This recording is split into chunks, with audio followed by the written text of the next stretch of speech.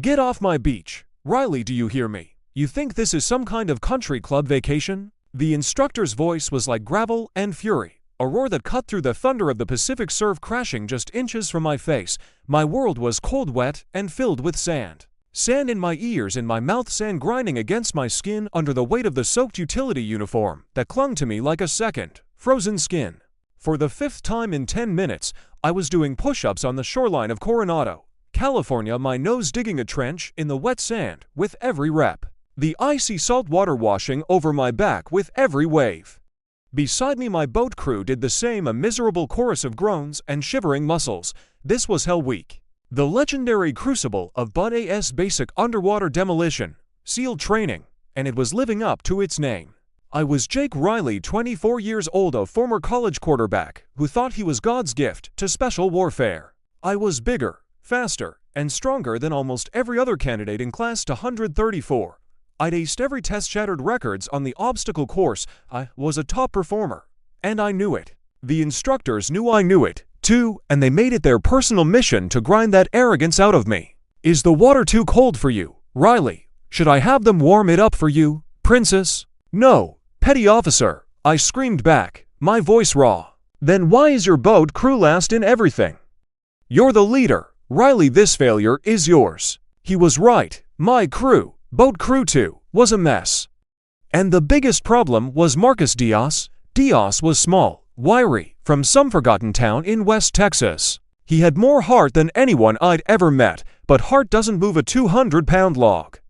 He was always a step behind, always struggling to keep up. On the long boat paddles, his side of the IBS, the inflatable boat small, always seemed to drag. During log PT, his shoulder would buckle, sending a shockwave of pain and effort down the line to the rest of us. He was the weak link. And in the brutally efficient calculus of SEAL training, a weak link could drown the whole team. Another man in my class, Price, the leader of boat crew 4, never missed a chance to point it out. Price was just as athletic as I was, but he was cut from a different cloth. He was a shark, all cold eyes and sharp edges. He saw teamwork not as a bond, but as a tool to be used and discarded. You gotta cut him loose, Riley, he'd hissed at me during a rare 5-minute break, our bodies steaming in the cold night air. He's an anchor. The instructors are watching. They want to see if you have what it takes to make the hard calls. He's going to sink you. And I was afraid he was right.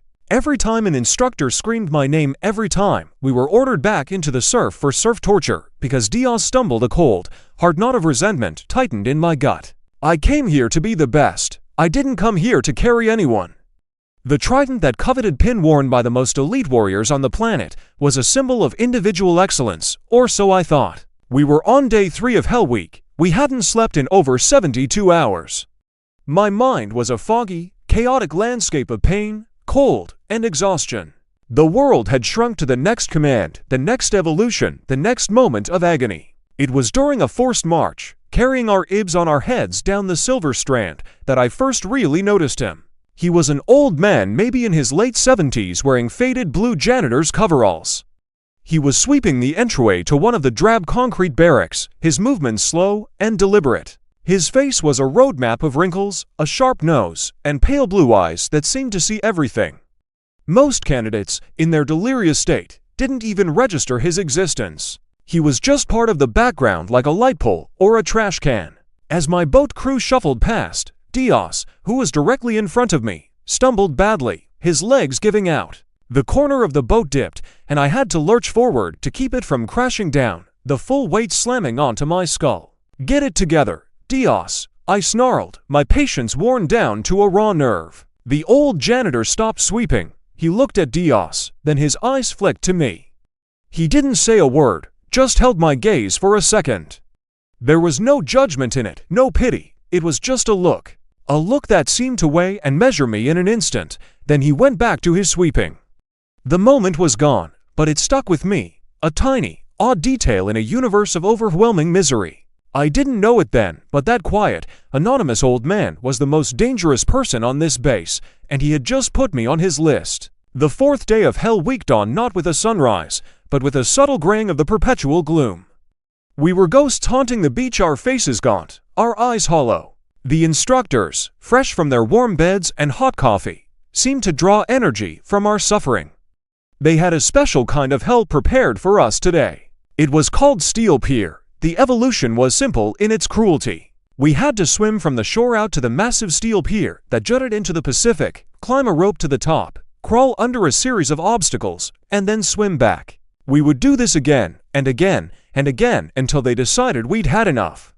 The water was a bone-chilling 55 degrees. Hypothermia was not a risk, it was a certainty. The only question was how long you could fight it off. My boat crew stood shivering at the water's edge. Diaz looked terrible.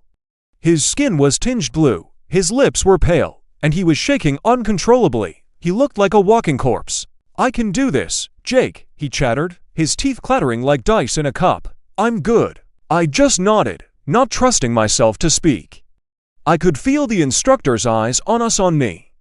Price's crew was already in the water, moving with their typical ruthless efficiency. They looked like a well-oiled machine. We looked like refugees. As we waded into the surf, the shock of the cold was a physical blow. It stole my breath, constricted my chest. We started swimming.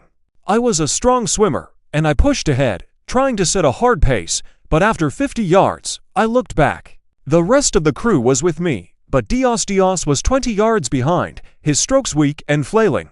He was losing ground. "Pick it up, Diaz," screamed an instructor from a Zodiac boat idling nearby. "Do you want to be a SEAL, or do you want to go home and cry to mama?" The public humiliation was part of the game. It was designed to break you to make you quit. And Diaz was breaking. I could see it in his eyes. The fight was draining out of him, replaced by a dull, exhausted despair. We reached the pier, a monstrous structure of steel and concrete, slick with algae and bird droppings. We had to wait for Diaz. Every second we waited, the cold seeped deeper into our bones. Price's crew was already climbing the ropes, their shouts echoing in the cavernous space under the pier. When Diaz finally reached us, he was barely coherent. "Sorry guys, I'm sorry." "Save it," I grunted, my own body screaming in protest. "Just climb." We finished the evolution dead last, and our reward was an immediate order back into the surf. Since boat crew to loves the water so much get wet and sandy. For the next hour, we ran a miserable cycle of sprinting into the waves, dropping into the sand, and low crawling back up the beach until we were coated head to toe in a gritty, wet paste. All because we were slow, because Diaz was slow. Later that afternoon, during a brief moment of respite where we were allowed to clean our weapons, a task designed to test our focus under extreme duress, I saw the old janitor again. He was emptying trash cans near the armory. He moved with that same unhurried, almost invisible grace. He passed by my station, and for a moment, he paused. "A fast ship with a cracked hull is just a fancy way to drown," he said, his voice a low, raspy whisper. He didn't even look at me. He just said it, and then continued on his way, dragging a plastic bin behind him. I stared after him. What the hell did that mean? Was he talking about Diaz, a cracked hull? It felt like another piece of the strange, hallucinatory puzzle that Hell Week had become. Price, cleaning his rifle nearby, had overheard. He smirked. "See, even the crazy old janitor gets it. Diaz is the cracked hull. Man, he's going to take you all to the bottom." That night, the instructors gathered the remaining candidates on the beach. The number had dwindled. We started with over 100 men. Now, maybe 50 were left. The lead instructor, a bear of a man named Petty Officer Cole, stood before us, his arms crossed. "Listen up, ladies," he growled. "We're seeing a lot of you helping each other. That's real cute, but let me be clear. The trident is worn by individuals. We are looking for warriors, not social workers. Tonight you will prove to me what kind of man you are." He then laid out the final evolution of the day. A boat race around a buoy a mile offshore, but there was a twist. Each boat crew leader, Cole said, his eyes locking onto mine, will be given a choice. You can paddle out with your full 6-man crew as usual, or you can choose to leave 1 man behind. The 5-man crew will be lighter faster. The man you leave behind will be immediately rolled from the course. He fails, he's done, but his crew will have a much better chance of winning. The choice is yours. A dead silence fell over the beach, broken only by the sound of the waves. Every eye in my crew shifted to me, and then, slowly, Inevitably, they all looked at Diaz. This wasn't a test of strength or endurance, this was something else. This was a test of character, a public execution. Price was already whispering to his crew, a smug look on his face. He wouldn't hesitate, he'd cut someone loose in a heartbeat. Petty Officer Cole walked down the line of boat crews until he was standing right in front of me. The salt spray had crystallized in his eyebrows, his gaze was like a physical weight. "Well, Riley," he barked, his voice echoing across the sand. "You're the top performer, you're the big shot quarterback. You gonna carry the dead weight, or are you gonna win the game? Make the call." The world seemed to slow down, the roaring of the surf, the shivering of my teammates, the burning in my own exhausted muscles, it all faded into the background. All that existed was the choice. In front of me was Diaz's face, a mask of shame and fear. He knew he was the one on the chopping block, he wouldn't even meet my eyes. He was just staring at his feet, waiting for the axe to fall. To my right was the rest of my crew, their faces unreadable in the dim light. They were waiting for me to save them, to save us from the anchor that was dragging us down. And in my mind, I saw two things. I saw the glinting gold of the trident, the culmination of my life's ambition. And then, for some reason, I saw the face of that old janitor, his pale blue eyes, and his strange words echoed in my head. "A fast ship with a cracked hull is just a fancy way to drown." Price had already made his choice. I heard an instructor yell, "Boat crew 4 is a 5-man crew. Johnson, you're done. Get off my beach." A young candidate from Price's boat slumped his shoulders and began the lonely walk up the dunes toward the barracks, his dream over. Price didn't even look back. He and his remaining crew were already hoisting their boat, ready to hit the water. They were lighter, faster. "Riley, I'm not getting any younger." Cole's voice shattered my thoughts. I looked at Diaz, he finally lifted his head, and in his eyes, I saw something that shook me. It wasn't just fear, it was resignation. He was ready to be sacrificed, he believed he deserved it. And in that moment, something inside me shifted. The arrogance, the selfish ambition that had driven me here, it felt hollow, worthless. Winning, what was winning if it meant doing this? I took a deep breath, the cold air stinging my lungs. I looked Petty Officer Cole dead in the eye. "Petty Officer," I said, my voice steady and clear, louder than I intended. "Boat Crew 2 is a 6-man crew. We started together, we finished together." A flicker of something surprise. Disappointment crossed Cole's face. It was gone in an instant. "Your funeral, Riley," he sneered. "Now get in the water. Go." My crew looked at me, stunned. Diaz's eyes were wide with disbelief. A small, almost imperceptible nod of gratitude passed between us. There was no time for words. We grabbed our boat and charged into the surf. The race was on. And I had just chosen the hardest possible path. We were heavier, we were slower. But for the first time in a long time, we were a team. The paddle out was brutal, the ocean was a black, churning monster, and our boat felt like a toy. Price's 5-man crew had a massive head start. They were a dark shape, already halfway to the distant buoy, their paddle strokes synchronized and powerful. We were struggling. Every wave seemed to push us back to feet for every foot we gained. Diaz was paddling with everything he had, his face contorted in a grimace of pure effort. But he was fading. I could hear his ragged breaths, the small grunts of pain with each stroke. "Paddle," I roared, my own voice a desperate rasp against the wind. "Dig, dig." The rest of the crew responded, but we were losing ground. The cold was becoming unbearable. My hands were numb, claws gripping the paddle. My thoughts were becoming disjointed, dreamlike. I saw flashes of my life before this, playing football under stadium lights, the warmth of a locker room, the taste of a cold beer. It all felt like it belonged to another person, in another lifetime. We finally reached the buoy, long after Price's crew had rounded it and headed for home. As we made the turn, a wave crashed over the side, filling the boat with icy water and nearly swamping us. "Bail, bail now," I yelled, but everyone was too slow, their movements clumsy with cold and exhaustion. It was then that I made another choice, a stupid choice, maybe, a reckless one. I looked at Diaz. He was barely holding on to his paddle, his eyes half closed. He was on the verge of succumbing to the hypothermia. If he went unconscious out here, he could easily fall in and drown before we could even react. "Diaz," I shouted over the wind. "Switch with me." "What?" he mumbled, confused. "Switch positions. I'll take the stern." "You take my spot, now." The stern position was the hardest. It required the most strength to steer and power the boat. I was giving him the easier spot in the middle. It also meant I was taking on more work, burning more of my own dwindling energy reserves. The crew stared at me like I was insane, but they obeyed. We clumsily shuffled positions in the lurching boat.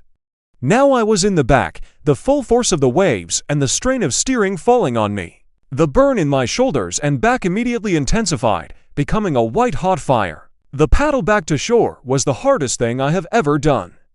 It wasn't a race against price anymore, it was a race against the cold. A race against the darkness encroaching on the edges of my vision. A race against my own body, which was shutting down cell by cell. I focused on one thing, and one thing only, the faint lights of the base on the shore. I dug my paddle into the black water, pulling with muscles I didn't know I had. I yelled commands, my voice cracking. I screamed encouragement at Diaz, at the others. I poured every last ounce of my will into moving that boat. We hit the beach an eternity later. Price's crew was already there, wrapped in blankets, looking smug. My crew stumbled out of the boat and collapsed onto the sand. I was the last one out. My legs gave way, and I fell to my knees.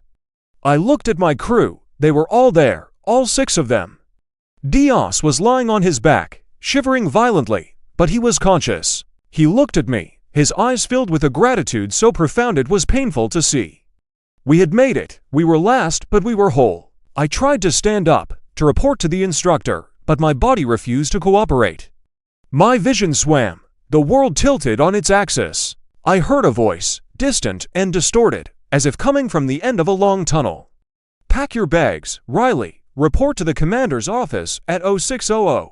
Then, everything went black. I woke up in the infirmary. The blessed, unbelievable warmth of a wool blanket was wrapped around me. A corpsman was checking my vitals. "Welcome back to the living, Petty Officer Hopeful," he said with a small smile. "You gave us a scare. Core temperature was down to 94. You're lucky." My head was pounding, and my body ached in ways I couldn't have imagined. But the fog of exhaustion had lifted slightly. And with clarity came the crushing weight of reality. "Pack your bags, Riley." The words echoed in my mind. I'd failed. I had sacrificed my own performance, dragged my team to a last-place finish, and pushed myself past the breaking point. I had proven I couldn't make the hard calls. I had let my emotions override my mission. I was done. All of it for nothing. The walk to the commander's office the next morning was the longest walk of my life. The sun was finally out, casting a golden glow over the base that felt like a mockery of my mood. I passed other candidates, their faces grim. No one spoke. I was a dead man walking. I clutched the small duffel bag containing my civilian clothes. I had failed. I knocked on the commander's door. "Enter," a gruff voice called. I opened the door and stepped inside, my eyes fixed on the floor. I stood at attention, bracing myself for the final, humiliating dismissal. "Candidate Riley, reporting as ordered, sir," I said, my voice flat. "At ease, Riley," the voice said. It was the commander of the training command, a man with a chest full of medals and a reputation for being harder than granite. But there was another voice, one that made me look up in shock. "Have a seat, son," it said, a low, raspy voice I recognized instantly. Sitting in a chair next to the commander's desk was the old janitor. But he wasn't wearing his faded blue coveralls, he was in a crisp navy dress uniform. On his collar were the 3 silver stars, an anchor of a Master Chief Petty Officer. On the breast of his uniform, I saw a dazzling array of ribbons, a rainbow of heroism. And at the very top, set apart from the others, was a simple, pale blue ribbon with 5 white stars, the Medal of Honor. My jaw went slack, my mind struggled to process what I was seeing. The commander gestured to the old man. "Riley, I don't think you've been properly introduced. This is Master Chief Petty Officer Arthur Callahan, retired. He's a legend in the teams. He also sits on our final review board." Master Chief Callahan Art Callahan gave me a small, wry smile. His pale blue eyes were just as I remembered them, but now they held an authority that was absolute. "We can teach a monkey how to shoot and swim, Riley," Callahan said, his voice quiet, but carrying immense weight. We can build muscle and endurance, but we can't teach a man to have a heart. We can't teach character. We can only test for it to see if it's already there. He leaned forward. That evolution last night, that wasn't about who could paddle the fastest. It was about what kind of leader you are. It was about the choice. The commander spoke up. Price and his crew came in first. Impressive physical performance, but he sacrificed one of his own men to do it. He showed us that when things get tough, he will take the easy way out. He will put himself before his team. That man will never wear a trident. He paused, letting the word sink in. Price was dropped from the program an hour ago. I was speechless. I just stared back and forth between the two men.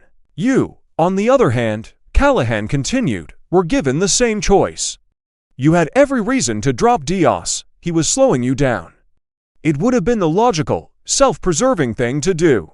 Every instructor on that beach expected you to do it, but you didn't. He stood up and walked over to the window, looking out at the training grounds. You chose to keep your team whole. You put their survival ahead of your own ambition. Then, in the middle of that hell, you took on an even greater burden. You gave up your position in the boat to help your weakest man. You carried them all on your back, Riley. And you brought all 6 of them home. That is what we are looking for. That is the ethos of the teams. You leave no man behind. He turned back to face me. Hell Week isn't just about weeding out the physically weak. It's about finding the men who, when they are broken, cold, and exhausted, when they have nothing left to give, will still find a way to give more for the man next to them. You passed, son. A wave of relief so powerful, it almost buckled my knees, washed over me. The tension, the fear, the crushing disappointment, it all evaporated in an instant. But it was replaced by a profound sense of humility. I hadn't been the hotshot quarterback. I had been a fool. I had almost made the biggest mistake of my life. That cracked hull I mentioned, Callahan said, a knowing look in his eye. It wasn't Diaz, it was your pride, Riley. A man's pride can sink him faster than any enemy bullet. You almost let it drown you, but last night you patched that hull. He told me a story then, about a firefight in a jungle in Vietnam, decades ago. His team was pinned down, outmanned, and outgunned. One of his men was hit, badly wounded, out in the open. Going for him was suicide, but he went anyway. He laid down covering fire while another teammate dragged the wounded man back. They all made it out that day. The man they dragged back, Callahan said softly. He went on to have 3 kids and 6 grandchildren. The man who laid down the fire, he's the commander you're looking at right now. I looked at the commander, who simply gave a solemn nod. The story hung in the air, a testament to the unspoken bond that defined these men. The trident you're trying to earn, Callahan said, his gaze locking onto mine, isn't a medal for being the strongest or the fastest. It's a promise. A promise that you will always be there for your brothers, no matter the cost. It's a symbol of trust, earned in the dark, in the cold, and in the mud. You started earning it last night, Riley. He walked over and placed a heavy hand on my shoulder. Your training is far from over, but you've shown us what's inside. And I'd like to help you shape it. Once you graduate, I'll be your mentor. To be mentored by a living legend, a Medal of Honor recipient, it was a greater prize than I could have ever imagined. It wasn't a reward, it was a responsibility. A chance to learn what it truly meant to be one of them. Thank you, Master Chief, I managed to say, my voice thick with emotion. Thank you. Don't thank me, he said, his grip tightening on my shoulder. Just don't let me down. 10 years later, the salt spray feels the same. The roar of the Pacific is a constant, familiar song. But now, I'm the one wearing the instructor's hat, Lieutenant Commander Jake Riley. The gold trident is pinned to my chest, but it feels less like an accomplishment and more like a debt I spend every day trying to repay. I stand on the cold Coronado Beach, watching a new class of hopefuls, Class 312, suffer through their own hell week. Their faces are the same masks of pain and exhaustion I remember so well. My eyes are drawn to one boat crew in particular. Their leader is a young officer, cocky and athletic, a former All-American swimmer. He reminds me of myself. And in his crew, there's a smaller candidate, struggling to keep his head above water, but refusing to quit. I watch them. I see the officer's frustration, the resentment in his eyes every time the kid falters. Later tonight, I'll give that young officer a choice. I'll see if he's a Price, or if he has the potential to be something more. As I watch them, I find myself whispering the words that an old man in janitor's coveralls said to me a lifetime ago. A fast ship with a cracked hull is just a fancy way to drown. True strength, the kind that forges warriors and builds legends, isn't found in the size of your muscles or the speed of your swim times. It's found in the quiet moments of impossible choice. It's measured not by how much you can lift, but by who you are willing to lift up when they fall. The greatest battles aren't fought against an enemy, they are fought within ourselves, against our own pride and our own fear. What about you? What's the biggest test of character you've ever faced? What did you learn from it? Share your story in the comments below, because these are the stories that truly define us. And if this story resonated with you, if you believe that true strength is about sacrifice and service, do me a favor. Hit that subscribe button and share this video with someone who needs to be reminded of what really matters. Thank you for watching.